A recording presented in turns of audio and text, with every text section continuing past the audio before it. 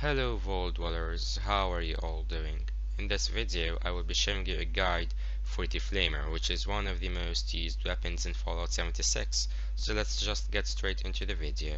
First let's talk about where you could find the Flamer. So if you go to Quarry X3, fast travel there, you're going to see this little building. There's going to be enemies over there, so make sure that you get rid of them. Once you're done getting rid of them, beside this little building you will find a short flamer that you could use. So make sure that you grab this one, and this would be an easy way that you could obtain the flamer.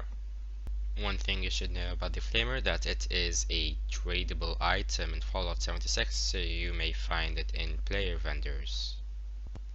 Next thing we're going to have to talk about is the mods for the flamer. So go ahead to your weapons workbench and go to the flamer that you just got.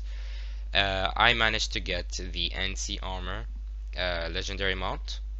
There are other good ones. For example, the bloodied is also a great option, so you choose whatever you're more comfortable with. Now let's start talking about the mods and the best mods for the flamer. Okay, so we're gonna begin with the tank. So I'm using the napalm tank.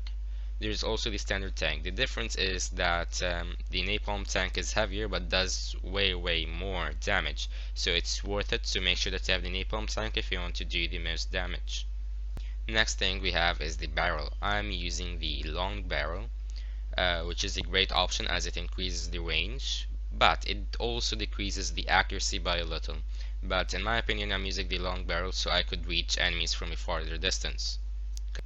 Next thing we're gonna talk about is the tank. So I'm using the huge propellant tank. There's also the standard one. The difference is the huge propellant tank will increase the AP cost and weight, but will give you a better capacity. So make sure that you go with the huge one so you do not have to reload a lot. And since it's a flamer, it takes a long time to reload. So you're better off with the huge propellant tank. The next thing we have is the nozzle. I'm using the standard nozzle, but there is also another good option, which is the vaporization nozzle. So what it does, it increases the damage, but it decreases the range. So I'm using the standard nozzle in my opinion, but you could use the vaporization nozzle if you want.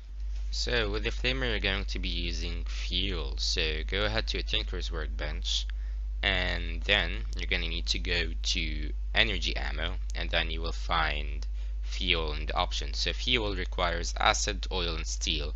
Overall most people could craft fuel, but oil might be a little bit difficult for some people to collect.